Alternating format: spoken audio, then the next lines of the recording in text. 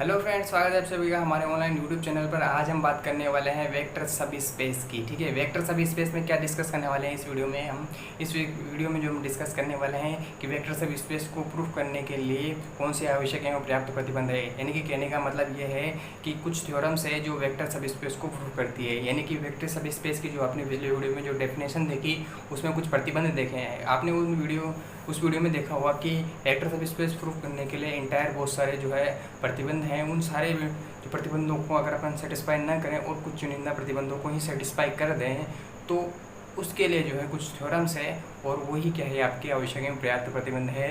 कि कहने का मतलब यह है कि आप कुछ प्रतिबंधों को सेटिस्फाई कर दीजिए, उससे क्या हो जाएगा, आपका वेक्टर सब स्पेस जो है प्रूफ हो जाएगा। ठीक है, तो ऐसे आवश्यक एवं पर्याप्त प्रतिबंधों को के लिए कुछ जो है थ्योरम्स दी गई है और उन थ्योरम्स में से आज हम जो है पहली थ्योरम्स जो है डिस्कस करने वाले हैं। ठीक है, अगर आप मैथमेटिक्स के हायर बैकग्राउंड से हैं तो आपके लिए वीडियो काफ़ी हेल्पफुल रहेगी। ठीक है, तो डिस्कस करते हैं अपन पहली थ्योरम को। ठीक है, पहली थ्योरम क्या है? पहली थ्योरम है दोस्तों कि सदिश समष्टि वी ऑफ एफ, सदिश समष्टि वी ऑफ एफ के एक अरिक्त उप समुच्चय W के लिए वी ऑफ एफ की एक उप समष्टि होने के लिए आवश्यक एवं पर्याप्त प्रतिबंध है कि W सदिश योग एवं अदिश गुणन के लिए क्या हो, समृद्ध हो। ठीक है दोस्तों, क्या प्रतिबंध है कि W जो है एक उप समष्टि होने के लिए क्या करना चाहिए, सदिश योग एवं अदिश गुणन के लिए क्या होना चाहिए, समृद्ध होना चाहिए। और आप लोग समझ पा रहे होंगे कि ये क्या है, सदिश योग के लिए समृद्धता है और ये अदिश गुणन के लिए समृद्धता है। ठीक है, यानी कि सदिश योग और अदिश गुणन को यहाँ पर क्या लिखा हुआ है, मैथमेटिकल फॉर्म में इक्वेशन फर्स्ट और इक्वेशन सेकेंड के रूप में लिखा गया है। ठीक है, इक्वेशन फर्स्ट बताती है सदिश योग को और इक्वेशन सेकंड बताती है अदिश गुणन को। ठीक है दोस्तों, आप लोगों को समझ पाए इक्वेशन फर्स्ट और इक्वेशन सेकंड ये क्या है, थ्योरम का ही पार्ट है। ये पूरी कंप्लीट एक थ्योरम है। ठीक है, ये पूरी कंप्लीट थ्योरम है जिसमें ये मैथमेटिकल जो है ये भी थ्योरम का ही पार्ट है। ये मैंने एक्स्ट्रा नहीं लिखा है। ठीक है, ये पूरी इंटायर थ्योरम है। अब इसमें अपन क्या करेंगे, वन बाय वन जो है प्रतिबंधों को सेटिस्फाई कराएंगे। दैट इज मीन कहने का मतलब ये है कि पहले अपन आवश्यक प्रतिबंध को सेटिस्फाई करेंगे, उसके बाद पर्याप्त प्रतिबंध को देखेंगे। ठीक है, आवश्यक प्रतिबंध में क्या करना है आप लोगों को मैं पहले बता देता हूँ कि आवश्यक प्रतिबंध में हम क्या करेंगे। आवश्यक प्रतिबंध में हम करेंगे, सबसे पहले हमें क्या करना है, एक W को क्या मानना है, उप समष्टि मानना है और ये प्रतिबंध संतुष्ट करवाना है। ठीक है, आवश्यक प्रतिबंध ये है। और पर्याप्त प्रतिबंध में क्या करना है दोस्तों, पर्याप्त प्रतिबंध में हमें करना है कि हमें W के को क्या लेना है, एक अरिक्त उप समुच्चय लेना है और ये प्रतिबंध हमें मानने हैं और उसे उप समष्टि प्रूफ करना है। ठीक है, तो ये है आवश्यक एवं पर्याप्त प्रतिबंध। ठीक है, तो सबसे पहले अपन लेते हैं आवश्यक प्रतिबंध। ठीक है, तो चलिए सबसे पहले हम प्रूफ करेंगे दोस्तों आवश्यक प्रतिबंध। ठीक है दोस्तों, आवश्यक प्रतिबंध सिद्ध करने के लिए मैं क्या करूँगा, माना W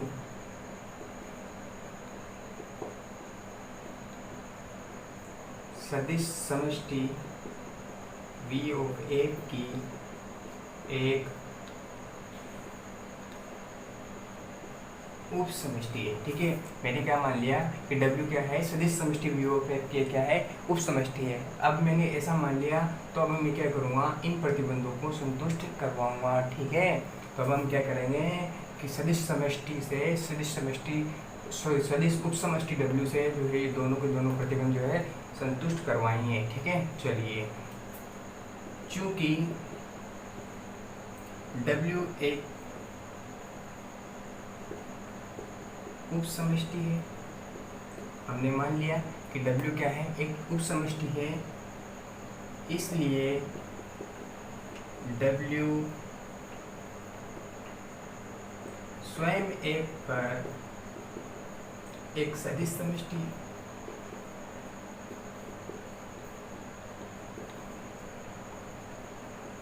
आप इस बात को समझ पा रहे होंगे कि W स्वयं एक पर सदिश समष्टि कैसे है। ठीक है, अगर आपने इससे पहले का वीडियो देखा है तो आप इसको काफ़ी इजीली समझ पाए होंगे कि W स्वयं भी एक सदिश समष्टि होता है। ठीक है, तो मैं इसको यहाँ पे डिस्कस नहीं करूँगा।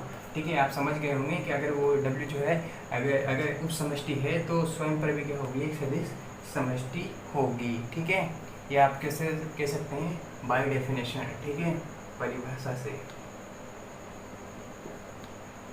परिभाषा से, ठीक है। उप समष्टि की परिभाषा से क्या होगा, W स्वयं एक पर क्या होगी, सदिश समष्टि होगी। अब आप समझ ही होंगे, जब W सदिश समष्टि है, सदिश समष्टि है इसका मतलब क्या है, सदिश समष्टि है इसका मतलब ये है कि वह सदिश योग व अदिश गुणन, सदिश योग एवं अदिश गुणन दोनों संक्रिया के लिए क्या हो दोस्तों, समृद्ध हो और V1 से लगाकर V5 तक के सारे जो प्रतिबंध है उनको भी क्या करती हो, संतुष्ट करती हो, तो हम उसको क्या कहते हैं, सदिश समष्टि कहते हैं। और यहाँ पर W क्या है दोस्तों, सदिश समष्टि है। जब W सदिश समष्टि है इसका मतलब वो सदिश योग के लिए क्या है, समृद्ध है, अदिश गुणन के लिए क्या है, समृद्ध है, और सारे के सारे जो प्रतिबंध है V1 से लगाकर V5 तक के उन सभी को क्या करती है, संतुष्ट करती है, ठीक है।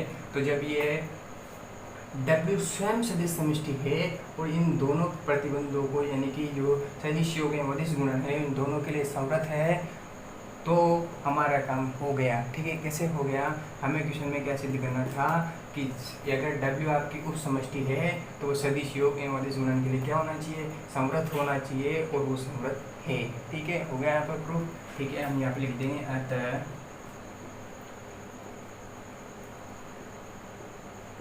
अतः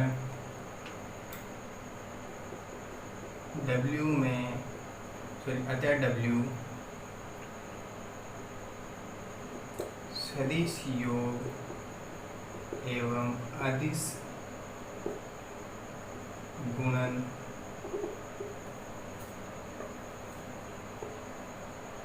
सदिश योग एवं अदिश गुणन के लिए क्या है दोस्तों, समृद्ध है, ठीक है।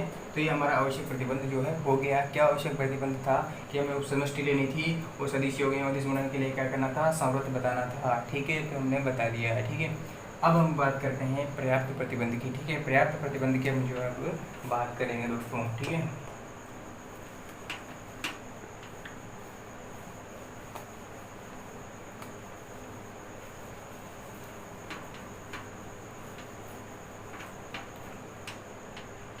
चलिए अब बात करते हैं पर्याप्त प्रतिबंध की,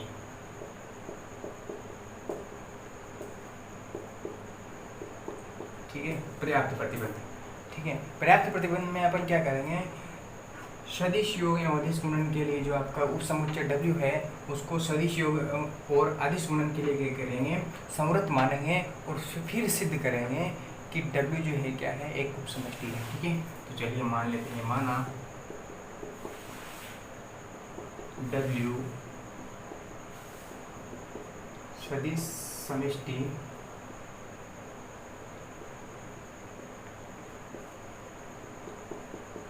V of F का एक अरिक्त उप समुच्चय है। क्या है दोस्तों, एक अरिक्त उप समुच्चय है, ठीक है। हमने क्या मान लिया, W को क्या मान लिया, सदिश समष्टि V of F का एक अरिक्त उप समुच्चय मान लिया, ठीक है। तो अब जब हमने इसको एक अरिक्त उप समुच्चय मान लिया, ठीक है, एक अरिक्त समुच्चय है, और ये क्या है, सदिश योग और अदिश गुणन के लिए क्या है, समृद्ध है, ठीक है, ठीक है।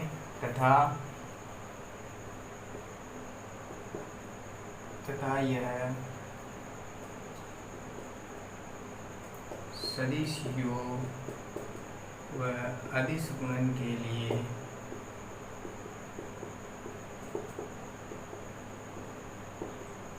समृद्ध है, ठीक है। तो हमने ये मान लिया है दोस्तों। अब हम क्या प्रूफ करेंगे, उप समष्टि प्रूफ करेंगे W को, ठीक है। क्या माना हमने, W एक सदिश समष्टि, W एक सदिश समष्टि V of F क्या है, एक अरिक्त उप समुच्चय है, और सदिश योग और अदिश गुणन के लिए क्या है, समृद्ध है, ठीक है। सदिश योग और अदिश गुणन के लिए समृद्ध है, इसका मतलब क्या है दोस्तों, वह इन प्रतिबंधों को, प्रतिबंध फर्स्ट और प्रतिबंध सेकंड को ये करता है, सेटिस्फाई करता है, ठीक है। चलो अब अपन इसको क्या प्रूफ करेंगे, वेक्टर सब स्पेस, ठीक है, यानी कि उप समष्टि प्रूफ करेंगे। और आप लोग अच्छी तरीके से जानते होंगे कि उप समष्टि प्रूफ करने के लिए कौन कौन से प्रतिबंधों से गुजरना पड़ता है, यानी कि जो अगर मैं आपको उनको बता दूं शॉर्टकट में, तो क्या होगा कि सबसे पहले क्या होना चाहिए कि आपका जो है जिसको आप प्रूफ कर रहे हो वेक्टर सब स्पेस, वो किसी न किसी का क्या होना चाहिए, सबसेट होना चाहिए। दूसरी बात जो आपका W है वो क्या होना चाहिए, फाई नहीं होना चाहिए, यानी कि रिक्त नहीं होना चाहिए, अरिक्त समुच्चय होना चाहिए।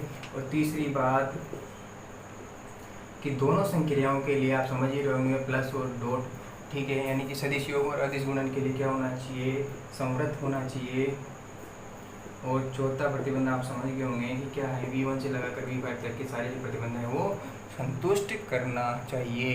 अगर इन सबको सेटिस्फाई करता है तो इसका मतलब है कि वो क्या है, W आपका उप समष्टि है, वेक्टर सब स्पेस है, ठीक है। तो ये है उसके प्रतिबंध। चलो, अगर आपने पिछला वीडियो देखा होगा तो आप इन सबको जानते होंगे। चलो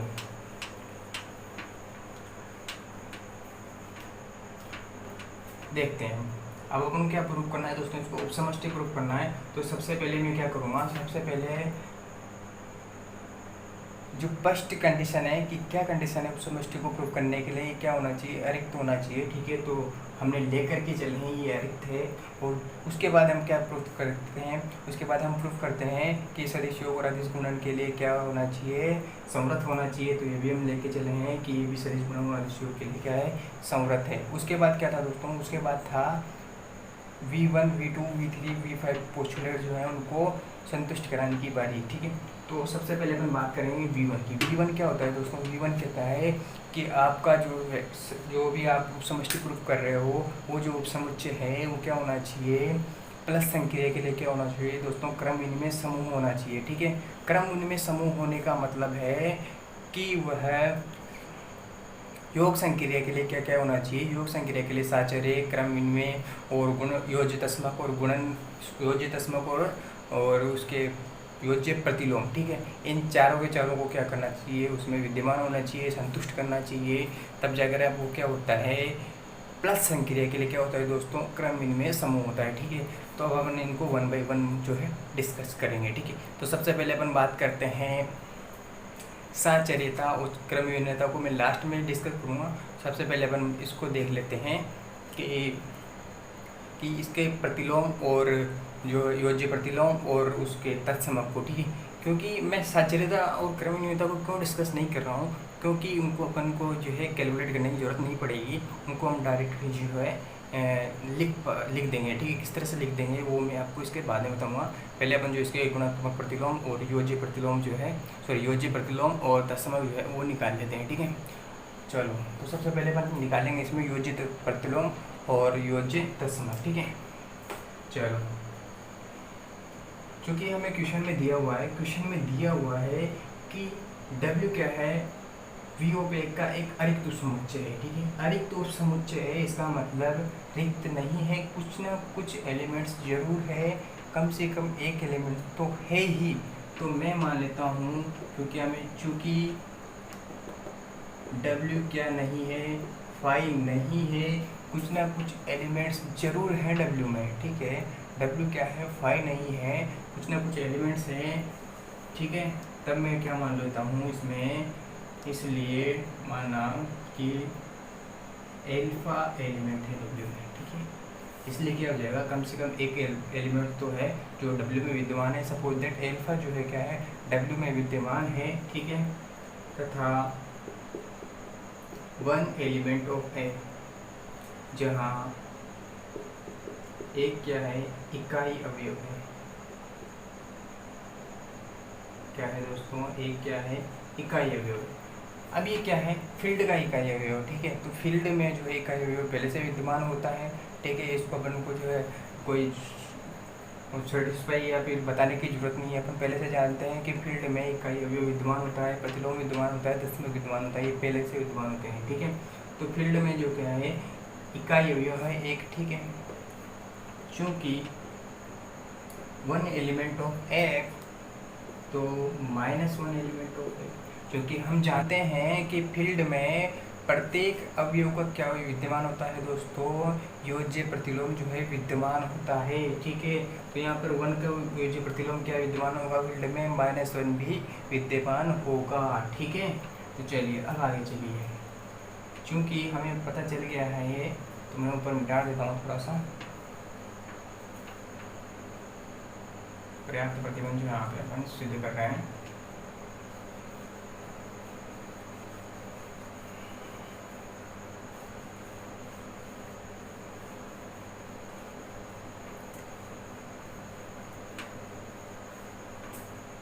आपने अभी देखा कि एल्फा जो है किसका एलिमेंट है, डब्ल्यू का एलिमेंट है, ठीक है। एल्फा किसका एलिमेंट है दोस्तों, डब्ल्यू का एलिमेंट है। और -1 किसका एलिमेंट है, एफ का एलिमेंट है। एल्फा किसका एलिमेंट है, डब्ल्यू का एलिमेंट है, ठीक है। ये दोनों चीज़ें भी आपने देखी कि ये दोनों चीज़ें जो है विद्यमान है, ठीक है। तो ये क्या इम्प्लाइज करेगा दोस्तों, ये इम्प्लाइज करेगा कि -1 डॉट एल्फा भी किस में विद्यमान हो, डब्ल्यू में विद्यमान हो। कैसे, तो ये आप देख पा रहे होंगे समीकरण 2 से, जो आपका प्रतिबंध 2 दे रखा है उससे जो है ये हो सकता है। कैसे हो सकता है, यहाँ पे देखिए, कोई आपको स्केलर लेना है जो कि फील्ड एफ से लेना है, और कोई वेक्टर लेना है जो कि डब्ल्यू से लेना है। तो इन दोनों का जो है गुणनफल जो है, मल्टीपल जो है, प्रोडक्ट जो है वो डब्ल्यू में क्या करेगा, एग्जिस्ट करेगा, ठीक है। तो यहाँ पे देख रहे होंगे हमने क्या लिया है, एक स्केलर लिया है, ठीक है, फील्ड से, और एक वेक्टर लिया है डब्ल्यू से। तो इन दोनों का जो है प्रोडक्ट जो है क्या किस में विद्यमान करेगा दोस्तों, डब्ल्यू में एग्जिस्ट करेगा। कैसे लिखा हमने, 2 से, ठीक है।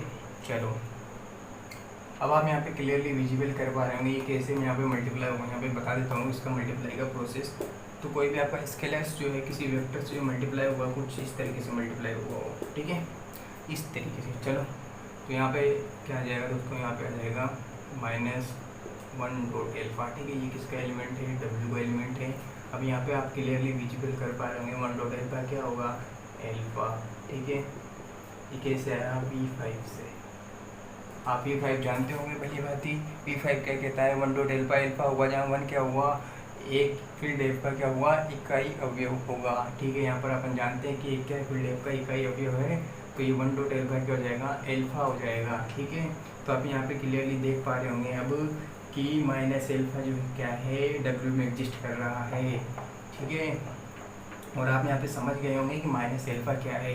माइनस एल्फा क्या है, एल्फा का क्या है, योज्य प्रतिलोम है। क्या है दोस्तों, एल्फा माइनस एल्फा जो क्या है, एल्फा का योज्य प्रतिलोम है। इसका मतलब क्या हो गया दोस्तों, अतः डब्ल्यू में प्रत्येक अवयव का योज्य प्रतिलोम विद्यमान है। काम हो गया हमारा, प्रतिलोम विद्यमान है, ठीक है। योज्य प्रतिलोम जो है हमने विद्यमान करा दिया दोस्तों। अब बात करते हैं योज्य तत्समक की, ठीक है। चलिए अब अपन यहाँ पे क्या करते हैं, now alpha element of W, हम जानते हैं कि एल्फा जो है डब्ल्यू में एग्जिस्ट करता है, और माइनस एल्फा भी अभी हाल में अपन ने प्रूव किया है ये भी डब्ल्यू में एग्जिस्ट करता है, ठीक है। तो ये क्या इम्प्लाइज करेगा दोस्तों, ये इम्प्लाइज करेगा कि एल्फा प्लस माइनस एल्फा जो है ये बिलोंग करेगा दोस्तों डब्ल्यू से। ये कैसे लिखा है हमने, ये लिखा है आपने प्रतिबंध 1 से, ठीक है। प्रतिबंध 1 से, प्रतिबंध 1 क्या कहता है कि आपके कोई भी जो वेक्टर्स है उनको आप इस तरीके से ऐड करा दोगे तो किस में एग्जिस्ट करेंगे, डब्ल्यू में एग्जिस्ट करेंगे, यानी कि सदिश योग जो क्या है डब्ल्यू में एग्जिस्ट करेगा। तो यहाँ पे हमने जो है 2 सदिश लिए हैं, एल्फा और माइनस एल्फा, और इनका योग करवाया तो किस में एग्जिस्ट करेगा, डब्ल्यू में एग्जिस्ट करेगा, ठीक है। चलिए अब यहाँ पे आप देख पा रहे होंगे एल्फा माइनस एल्फा हो जाएगा, ये किस में एग्जिस्ट करेगा, डब्ल्यू में। अब यहाँ पे देख पा रहे होंगे आप कि एल्फा माइनस एल्फा क्या हो जाएगा, ये हो जाएगा आपका 0 वेक्टर, ठीक है। क्योंकि ये वेक्टर्स हैं तो 0 वेक्टर आएगा, और 0 वेक्टर जो है किस में एग्जिस्ट कर रहा है, डब्ल्यू में एग्जिस्ट कर रहा है। क्योंकि ये 0 है, ये 0 क्या है, सदिश समष्टि V का शून्य अवयव है। क्या है दोस्तों, जो कि V का क्या है, शून्य अवयव है। V का क्या है दोस्तों, शून्य अवयव है। ये V का शून्य अवयव कैसे है दोस्तों, आपके माइंड में डाउट आ रहा होगा। क्योंकि अगर मान लो ये क्या है, वेक्टर स्पेस V है, ठीक है, इसके अंदर आपने कोई सबसेट लिया W, ठीक है। चूँकि हम जानते हैं कि कोई भी आपका वेक्टर स्पेस हो गया, उसके अंदर जो आपका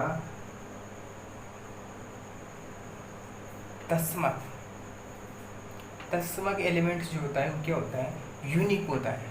क्या होता है दोस्तों, यूनिक होता है, अद्वितीय होता है। यानी कि या तो ये शून्य सदिश यहाँ विद्यमान हो या यहाँ विद्यमान हो या कहीं पर भी विद्यमान हो, लेकिन एक ही होगा। और हमने यहाँ पे बता दिया कि ये कहाँ विद्यमान है दोस्तों, यहाँ W में विद्यमान है, W में एग्जिस्ट कर रहा है। ठीक है, तो इसलिए मैंने यहाँ लिखा कि जो कि किसका है, V का शून्य अवयव है। ठीक है, क्योंकि ये V का भी शून्य अवयव होगा और W का भी शून्य अवयव होगा। ठीक है, तो यहाँ पे लिख देंगे शून्य अवयव का तात्पर्य है योज्य तत्सम। ठीक है दोस्तों, योज्य तत्सम के शून्य। ठीक है, अब यहाँ पे लिख देंगे हम अतः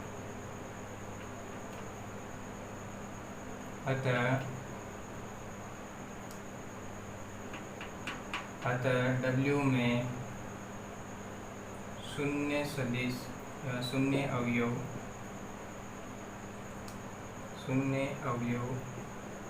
विद्यमान है जो कि V का शून्य अवयव है। ठीक है दोस्तों, जो कि V का शून्य अवयव है। ठीक है, तो यहाँ पर आप देख पा रहे होंगे कि हमने क्या क्या प्रूफ कर दिया। हमने यहाँ पे प्रूफ कर दिया कि उस पर क्या है, शून्य अवयव भी विद्यमान है, यानी कि उसका तत्समक भी विद्यमान है, और इससे जस्ट पहले हमने उसका प्रतिलोम भी विद्यमान करवा दिया। ठीक है, तो दोनों चीज़ें यहाँ पे हमने जो है विद्यमान करवा दी है। ठीक है, अब बात करते हैं कि क्रम विनिमय समूह को प्रूफ करने के लिए जो है दो प्रॉपर्टीज और बची हुई है, साहचर्यता और क्रम विनिमयता। ठीक है, उसके बाद ये क्या हो जाएगा, क्रम विनिमय समूह जो है सिद्ध हो जाएगा। ठीक है, चलिए अब आगे चलते हैं।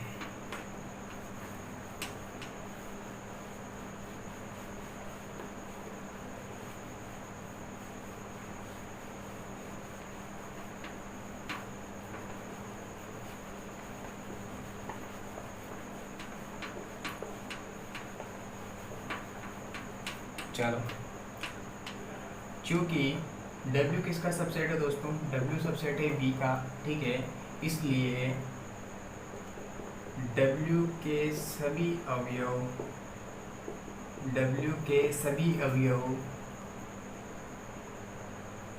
क्रम विनिमयता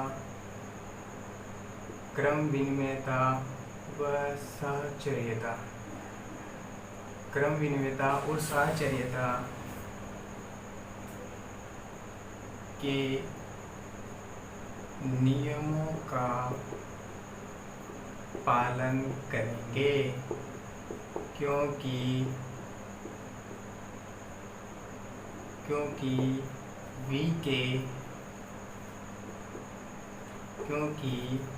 V में इन नियमों का पालन होता है, क्योंकि V में इन नियमों का पालन होता है। जब V में इन नियमों का पालन होता है तो W में भी इन नियमों का पालन होगा। कौन कौन से नियमों का दोस्तों, क्रम विनिमयता और साहचर्यता का। ठीक है, क्यों होगा, क्योंकि जो W के एलिमेंट्स हैं, जो W के अवयव हैं, वो V के ही अवयव हैं। ठीक है, क्योंकि V का ही सबसेट है W, तो जो W के अवयव हैं वो भी क्या करेंगे दोस्तों, क्रम विनिमयता और साहचर्यता का जो है वो पालन करेंगे। ठीक है दोस्तों, तो इस तरीके से जो यहाँ पे क्रम विनिमयता और साहचर्यता जो है वो भी प्रूफ हो जाती है।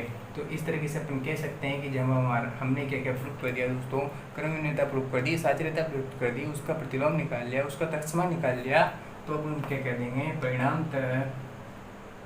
परिणामतः तो मत कीजिए, अतः W प्लस क्या है आपका, W प्लस एक क्रम विनिमय समूह है, एक क्रम विनिमय समूह है। क्या है दोस्तों, एक क्रम विनिमय समूह है। ठीक है, तो V1 आपका जो है यहाँ पर प्रूफ हो गया है कि हमने क्या सिद्ध कर दिया कि W प्लस को क्या बता दिया, क्रम विनिमय समूह। ये आपका V1 जो है कंप्लीट हो गया। अब बात करते हैं V2, V3, V4, V5 की। ठीक है, तो हमने जो भी अभी प्रूफ किया है योग संक्रिया के लिए प्रूफ किया है। ठीक है, और अब हम जानते हैं कि प्रतिबंध दो से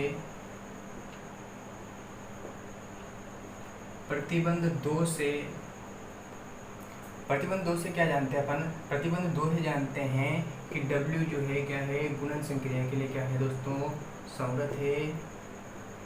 गुणन संक्रिया के लिए क्या है, संवृत है।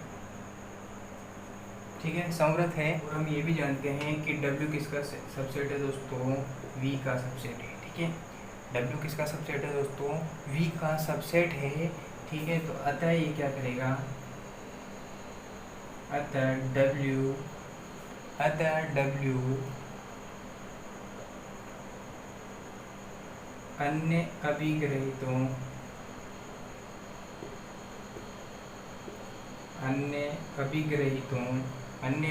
मतलब जो V2 V3 V4 V5, ठीक है, V1 तो प्रूव कर दिया, V2 V3 V4 और V5, अतः W अन्य अभिग्रहितों V2 V3 V4 V5 को भी संतुष्ट करेगा, को भी क्या करेगा दोस्तों, संतुष्ट करेगा। ठीक है, क्यों संतुष्ट करेगा, क्योंकि W में क्या है, गुणन संक्रिया संवृत है, और ये W जो है किसका सबसेट है दोस्तों, V का सबसेट है। इसलिए ये सारे के जो बाकी जो पोस्टुलेट बचे हुए हैं V2 V3 V4 और V5 को भी क्या करेगा दोस्तों, संतुष्ट करेगा, क्योंकि ये सारे के पोस्टुलेट जो है V में भी जो है क्या होते हैं, संतुष्ट होते हैं, इसलिए ये W में भी संतुष्ट होंगे, और ये भी W जो है वो संतुष्ट करेगा। क्यों करेगा, क्योंकि ये क्या है, P का सबसेट है। बात थी गुणन प्रतिलोम उपयोज्य प्रतिलोम की, वो क्या है, अलग सब, अगर आपका जो है, अगर आप कोई सबसेट लेते हैं तो उसके लिए अलग डिफाइन हो जाते हैं, इसलिए हमने क्वेश्चन में सिर्फ उनको ही डिस्कस किया, और बाकी आप देख पा रहे होंगे कि बाकी जो है ये सबसेट होने के साथ साथ जो है ये भी संतुष्ट कर रहा है। ठीक है, तो इस तरीके से जो हमने सारे के सारे पोस्टुलेट भी संतुष्ट कर दिए हैं, और हम लेकर के चले थे, ये क्या है, योग संक्रिया के लिए और गुणन संक्रिया के लिए क्या था, संवृत था, और सारे पोस्टुलेट भी इसने संतुष्ट कर दिए हैं। तो फिर इस तरीके से क्या हो जाएगा, इस तरीके से W जो है V की क्या हो जाएगी, एक उप समष्टि हो जाएगी। तो अब यहाँ पे लिख देंगे, अतः परिणामतः, अब परिणामतः लिख सकते हैं आप, परिणामतः W V ऑफ F की एक उप समष्टि है, उप समष्टि है। ठीक है, तो इस तरीके से आप लोगों ने देखा यहाँ पर कि किस तरीके से हमने यहाँ आवश्यक एवं पर्याप्त प्रतिबंध दोनों को 1 बाय 1 जो है सेटिस्फाई करवाया है। अगर आप लोगों को वीडियो पसंद आई है तो प्लीज़ लाइक ज़रूर करना, चैनल को सब्सक्राइब करना, और कमेंट्स करके बताना कि आपको कोई प्रॉब्लम है तो प्लीज़ ज़रूर बताना। ठीक है, और शेयर करना अपने दोस्तों को, ज़्यादा से ज़्यादा इसको शेयर जरूर करना। ठीक है, तब तक के लिए धन्यवाद, और मिलते हैं नेक्स्ट वीडियो में नेक्स्ट थ्योरम के साथ, और ज़बरदस्त तरीके से और इससे भी बेस्ट तरीके से आपको जो है देखने को मिलेगी। तब तक के लिए धन्यवाद।